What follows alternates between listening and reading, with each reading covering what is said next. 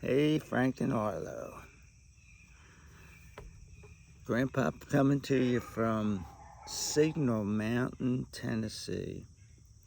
In fact, Arlo, right now, you are inside hanging out with Grandma and your mom and dad. Duncan's here with me, and there's plenty of noise in the background. Today I want to talk to you about one of my favorite people in the world. Doing kind of a series here on family members, and Frankie, you've met this fellow, although you haven't, and I'm talking about your great uncle Richard, my little brother. Now, when I was a kid, I had two younger brothers. I had Scotty, Lloyd Scott Clark, and Richard Herman Clark. Scotty was 5 years younger than me, and he died when he was 9 months old. So I was a little kid when he died, and I didn't really understand it, and I remember how devastated my mom was, and I remember saying to her, you know, "Are you sad?" Because she was crying. "Are you sad?" And she went, "Of course I'm sad." When your great-grandmother, Florence Weber, my mom, when she visited me out when I was in the Air Force in Kansas City in the 1970s, she told me that for a long time, she had no desire to even touch my dad after Scotty died. That she didn't want to have any more kids because the pain of losing one was just too much. Well, your great-grandpa, my dad, must have been a pretty silver-tongued devil, because apparently she got over that very quickly. Could do the math, but about 2 years after Scotty was born, which means a little over a year after he died, like maybe 15 months after he died, a blessing came to the family, and that was my little brother Richard. We welcomed him into the family. She named him Richard Herman Clark because her father, Herman Weber, your great-great-grandfather, wanted her to name him after him, and she just couldn't do it, but she couldn't let her dad down either, so she named him Richard Herman Clark. She couldn't send him out into the world answering to the name Herman, because Herman was a very German name, and my grandpa Weber, Herman Weber, came over here. Well, he was born here, but his family came over right before he was born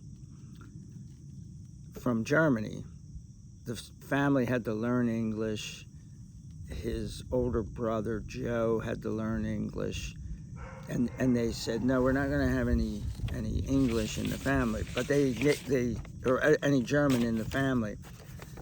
They prohibited the use of German in the house. They all had to speak English. So my grandpa grew up speaking just English, but they gave him a traditional German name. And Herman's actually the most traditional German name. It's Herman the German.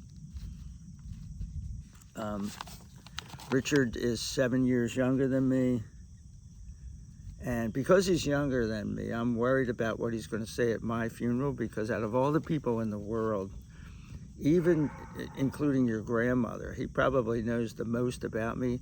In other words, he knows where all the bodies are buried. So I'm just glad I'm not going to kind of be at my own funeral. I'll be there in body, but not in spirit, because he might go, oh, he's gone, I'm going to give up all the secrets. And since I'm hopefully not going to speak at his funeral, let me tell you now what I remember about him as a younger guy. He was a funny kid, not a kid trying to be funny. He just was funny. He looked funny. He had a stick figure body, gangly arms, like, with a big head on top of the neck of that stick figure body. Now, big heads kind of run in our family. When I was born, my mom was saying, "Oh, look how beautiful he is." She was holding me and going like, "Look how beautiful he is." And my Grandpa Weber, her dad, said to my dad, like, "He's ugly. Look at him. He's got these squinty eyes, and he's got a head shaped like a lima bean." Well, Richard didn't have a head shaped like a lima bean. He didn't get my head. He got another kind of big head.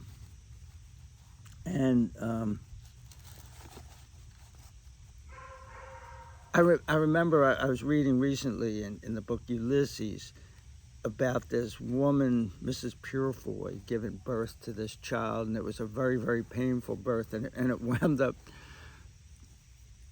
he said that when she gave birth, that the baby had a head like a prize pumpkin. Well, neither of us had a prize pumpkin head, but we had different sized enormous heads.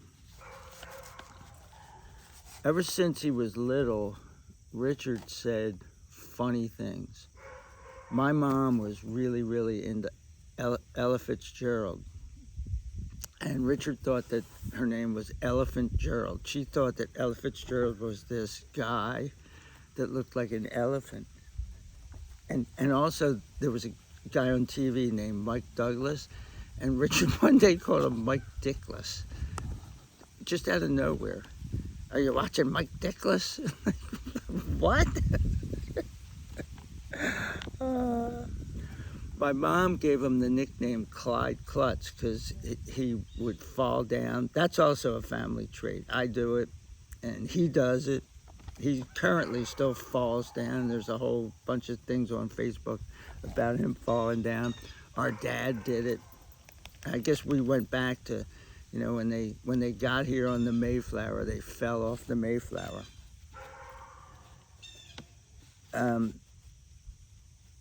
Some things that I remember of him as he got a little bit older is he was kind of a daredevil. One time my parents had to rent out the house in Stone Harbor because my dad had a business. He lost the business due to a recession. And so in order to keep the house, they had to rent it out so that they could make the mortgage payment on it. So they did that. My mom decided we were going to take these little family vacations. One of them, we went to Williamsburg, Virginia. We stayed at this hotel that had a swimming pool. We all put our bathing suits on and went out to the swimming pool. And Richard looked at the pool and went like, "Oh, pool!" and started running towards it. Well, he was a little guy. He was probably like maybe 4 years old at the time. And he didn't know how to swim. He was going for the deep end. And I remember my dad like just reaching over, because fortunately he was over by the pool looking at it, reaching over and just snagging Richard as he jumped in and going, and pulling him back. That was also the Don't Shoot the Cannon trip.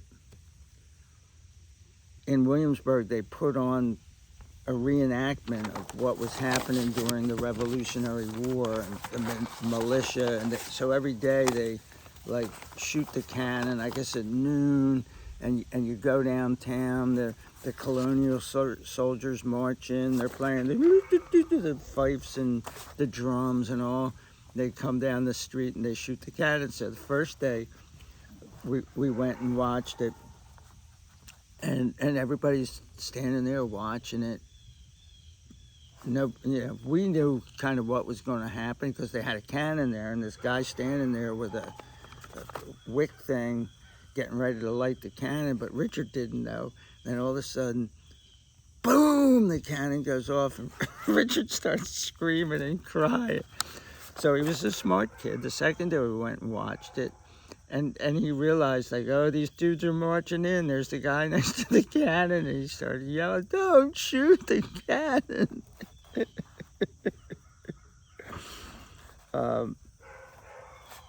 A lot of our time as kids, and since I was 7 years older than him, I had a distinct advantage over him, which, as all the big brothers out there know, Frankie, you know, and Arlo, hopefully you'll know. Hopefully your parents will have more children after you, although they say they're not going to. Is we spent our summers in Stone Harbor. And sometimes there was nobody else around, so we kind of almost had to play together. I don't want to call it playing because it was more like me torturing Richard. Now, Stone Harbor has nothing to do with stones. It was named after a guy named Stone. There's a little street there named Stone Court. 2 blocks from that is a little street called Weber Court, which I think was named after your great-great-great Uncle Joe. I think that's how many greats. Who was my grandpa's brother, Herman Weber's brother. I forgot one thing before I get into the Stone Harbor part, is when we went to Hawaii. My parents saved up for years. My mom always had this fantasy about going to Hawaii. She thought it was going to be amazing, and it was. It was. We went on a tour, so it was kind of challenging. When I go travel some places, I don't like to go on a tour because you just keep getting on buses and driving through places and have a guy go, yeah, well, there's really cool things over there, and you don't get to go there. And they pick out a few cool things for you to do, but you're always like with this whole group of people. You don't get to meet and intermingle with any of the locals and stuff like that. But it's an interesting way to see an area. So we went on a 2-week tour during Easter, back when I think I was 11 and Richard was 4. We stayed in various hotels. We had to get up really early in the morning and get on the bus. And Richard would fall asleep at dinner every night. He wasted probably $1,000 of food because he would, within 5 minutes of the first course coming, Richard was asleep, and they just let him sleep, and and he lived to fight another day. Another thing I remember is my parents went out one night. You had your freedom at night to do what you wanted to do a lot of times, and so they decided to go on a date night. And they gave us money. They gave me money to go get something to eat and see a movie. So we went to this place and we ate. And they gave us the check, and I paid the check. I didn't know anything about leaving a tip for somebody, so I didn't leave a tip. And then we went and saw a movie called In Like Flynn. Pretty cool. It was a spy movie. James Coburn. We got home that night. Richard didn't fall asleep at dinner, and he didn't fall asleep in the movie. I don't think. We got home, and my mother said, "How much did you tip her?" I said, "What are you talking about?" "You tipped the waitress, right?" Like, "Well, what is that?" "You gave her some extra money." "No, I gave her this amount of money." And my mom was a stickler, so she knew exactly how much we had when we left, exactly how much we spent, and all. And she, it's like, no, you didn't give her a tip. That's horrible. And she went down to the restaurant. Fortunately, the lady was still there. And she gave her the tip. I think she even gave her 20% because I didn't tip. So that was our adventure when we were little guys in a strange land, going out and being on our own. Getting back to Stone Harbor. And this starts in just around the same time and kind of moves on. Had nothing to do with stones, but most people had stones on in their yards instead of lawns. Some people had these little pebbles, and we had larger actual stones. They weren't as large enough to be called rocks, but they were, maybe that big around normally. All different shapes, kind of white, but grays and blues mixed in there. And it's pretty, like Stone Harbor's a pretty town. But a lot of Richard's life during this time period revolved around stones and rocks and things like that. So I would use these stones as a play thing. There were enough of them on the lawn that you could use one and throw it. Like, sometimes I would take an old tennis racket and pretend I was a baseball player. I'd be in the backyard, I'd throw a stone up and go boof and hit it, and then do the play-by-play of me as a Philadelphia Philly. Oh, it's a home run. Run around the pretend bases and come in and hit another stone. So one day, I was using it as a football, and Richard was my receiver. We were standing at the corner of 87th Street and Pennsylvania Avenue, which was where our house was.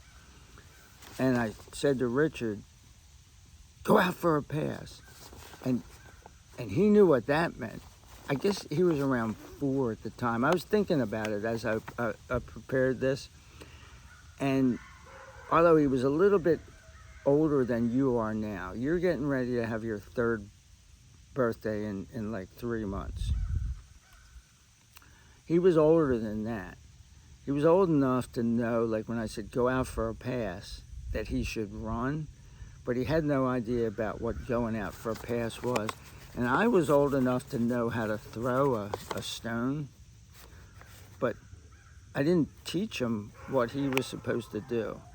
So in my mind's eye, I was going to drop back for a pass. He was going to run out, and when I threw it, he would know I was throwing it, and he'd look over his shoulder and adjust his pass so that he could catch that stone. There was no way that was going to happen. So probably what was going to happen is I was going to throw the stone, and it was not going to be thrown that well anyway, because I was just some stupid little kid, and it wasn't a real football. And even if it was a real football, I wouldn't have been able to throw it correctly. And so it was going to harmlessly hit the sidewalk or the street. But that's not what happened. I said, Richard, go out for a pass. And he started running down the street like all gangly. And he running as fast as he could. So I thought, well, I better throw this ball because he's running. And I dropped back. I launched the pass. The pass went through the air. It arced through the air. But as it was coming down, like I say, he didn't know to look over his shoulder and adjust his speed to catch it. And I thought, this is looking pretty good. It's going right for him. And it came down and went like, boom. It hit his head and bounced straight up. And now that's not funny. I knew right then that was not funny. But it sounded exactly like the noise, I should say sound, that a vibraphone makes. Now, how did I know what a vibraphone sounded like? We had a neighbor, kind of catty corner from us, named Mr. Rankin. I think he was retired, but he still would go out on cruises, and he was a musician, and he played the vibes, the vibraphone. It's sort of like a xylophone, but he made his own vibraphone keys. They're made out of wood. It's hollow wood, so it has this like boom. The vibraphone is a beautiful instrument, and Richard sounded like he just played I guess a B flat, because he was going to B flat in a second. So it bounced off his head, and as soon as it went boom, this distinct noise of something hard hitting something hollow, it became hysterically funny for me, and I started to laugh my ass off. I was pointing at him and going, this sounded like a vibraphone. Well, Richard didn't think it was as funny as I thought. He started to scream like, ah! You hit me in the head with a rock. And just like now, I couldn't stop laughing. So he came back up and he's going, why'd you hit the rock? I'm telling Mom. And of course, his only way of getting even with me was he went in and told my mom his side of the story, which was that I hit him in the head with a rock. And my story, even though I'm telling you the real version of it, didn't sound so good when I tried to explain it to our mom. So, of course, I got in trouble. And then another time, we were getting ready to go home. We would go to Stone Harbor from Philadelphia on the weekends, starting like right after Easter and ending right before Thanksgiving usually. Sometimes we'd even have Thanksgiving down there, but not often. And they would close the house up for the winter. But this was one of these times. It was in the fall, I believe, but it might have been in the spring. Richard was maybe a little bit older than 4, but maybe not. Maybe he was still around that age. Maybe everything happened when he was around 4. He'll know. And Richard, please, comment in here with some of the reality of your side of the story and how old you were when these things happened and all that. But we went down to the beach to hang out while our parents packed the car and did whatever they were doing in the house to get it ready to either leave for the season or to just leave for the week. At the beach at that point in time, they had piled all these giant rocks up right against the bulkhead, right when you came onto the beach. So you went over these stairs and down onto the beach, but you couldn't walk off the beach anyplace else without walking up onto this rock pile. And sometimes, little kids, you're going to play on the rocks. So I heard Richard make this sound. He was playing on the rocks. He made some sound. And I looked over at him, and he was covering his forehead like this. I said, what's the matter? What did you do? And I forget what he said. And then, I don't know if I saw blood coming out from under there, but somehow I got him to take his hand off there, and he had this giant gaping hole. He had fallen and hit his forehead on the rocks, and it opened up this gash. It looked like you could see his skull. I have no idea if that's really what I saw, but I was freaked. So I took off whatever shirt or sweater or whatever I had on. It's probably like a sweatshirt. And I put it against his skull. I was a Boy Scout, so I knew a little bit about first aid. I put it against it, put pressure, and then tied it on there, and we walked home. He had to go get that stitched up at the world-renowned Burdett Tomlin Hospital in Cape May Courthouse, New Jersey. I'm pretty sure when I saw your great-uncle Richard a couple weeks ago that you could still see that scar from way back then. They weren't as good at stitching people up back then, so you had a scar for life. So he carries that reminder of don't climb on the rock pile. And I think I got in trouble for that too. Like, why'd you let him climb on the rocks? Now, since I was 7 years older than your great-uncle Richard, I had certain physical and mental advantages over him.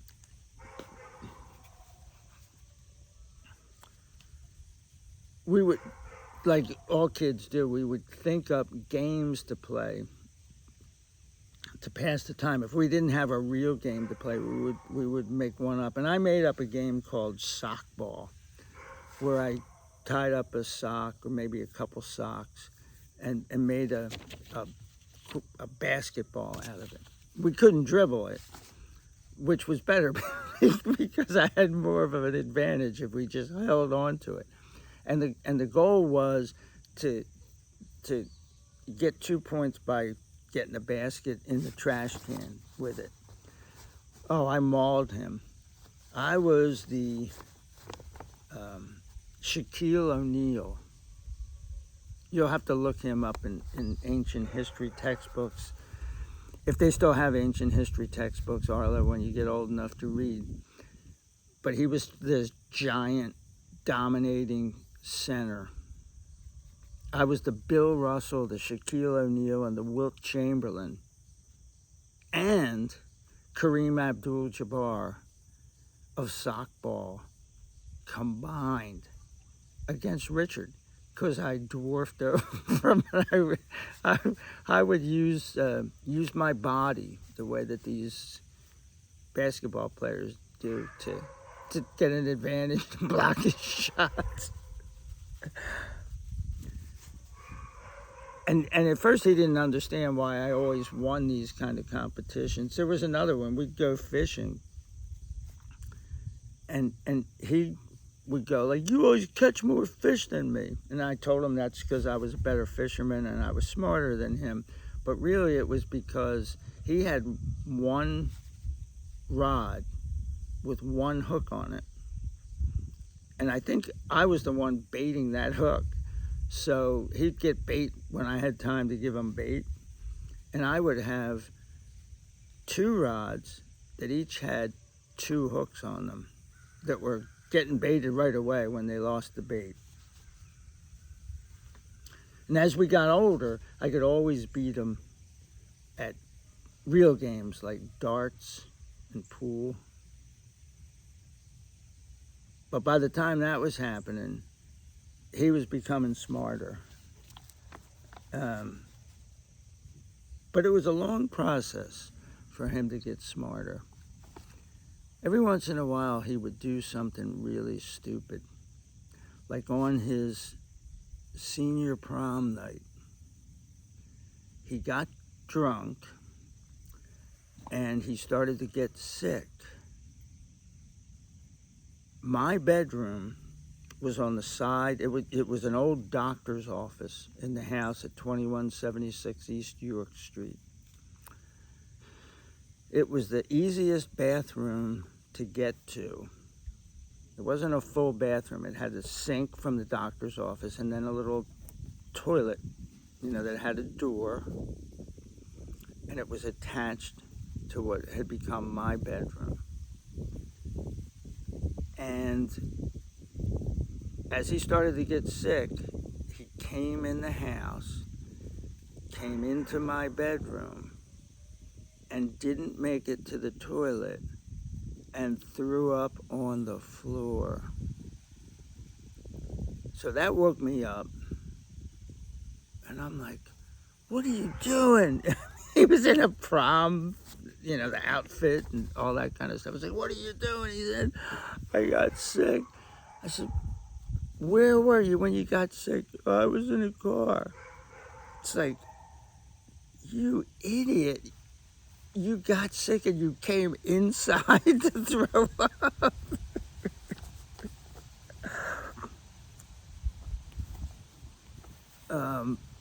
And then, as we got older than that, some things happened that I just lucked into. And while these were going on, he was becoming smarter and smarter. So he went to college for 5 years. And he worked diligently for those 5 years. He was in some kind of a program. I just can't remember the name of the program now, where he worked at the company that he works at today. And I mean, he's worked there for like 50 years now, because he started in college. And he worked his way through college. I went into the Air Force, tested out of 2 years worth of college by taking CLEP and these other military things that were like CLEP.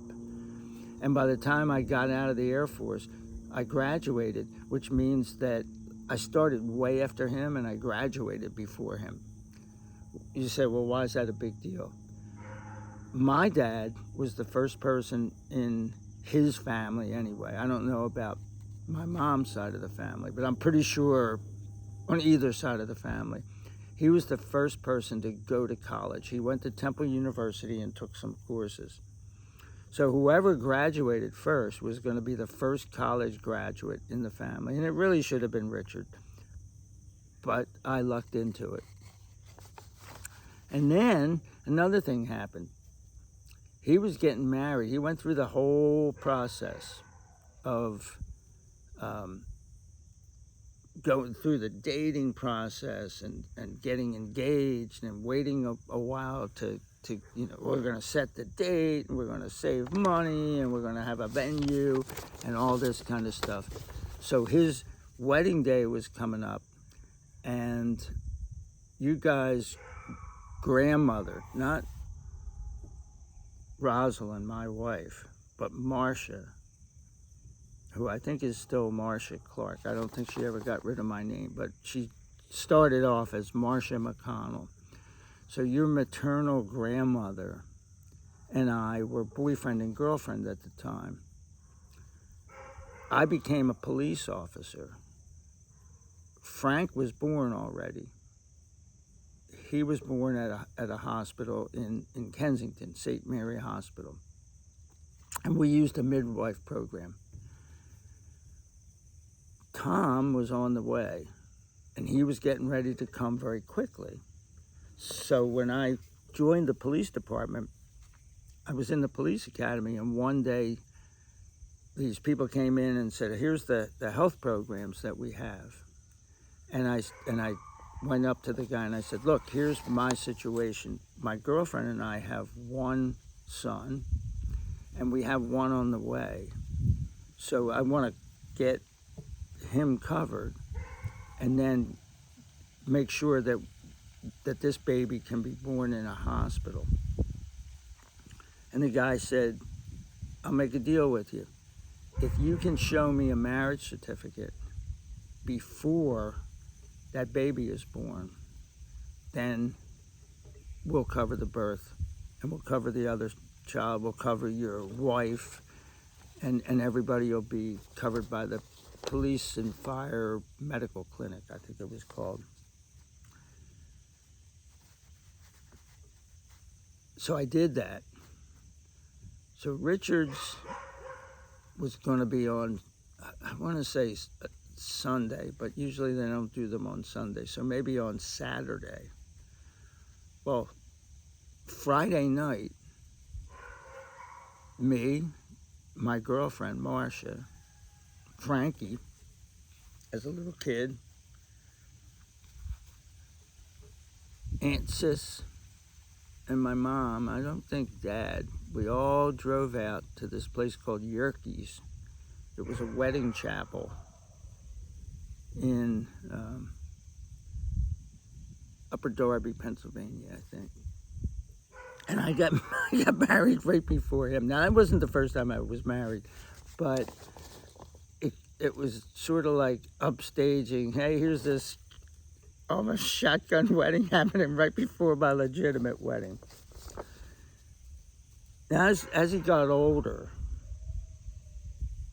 we got to hang out more, because when kids are really young, there's a bigger difference. 7 years is a big difference. Right now, it's not a big difference at all. In fact, there's no difference, except I probably have a few more aches and pains than he does. So we got to hang out together and have a really good time. Like, I mentioned that my mom came to visit me in Kansas City. Well, Richard came out and visited me in Kansas City.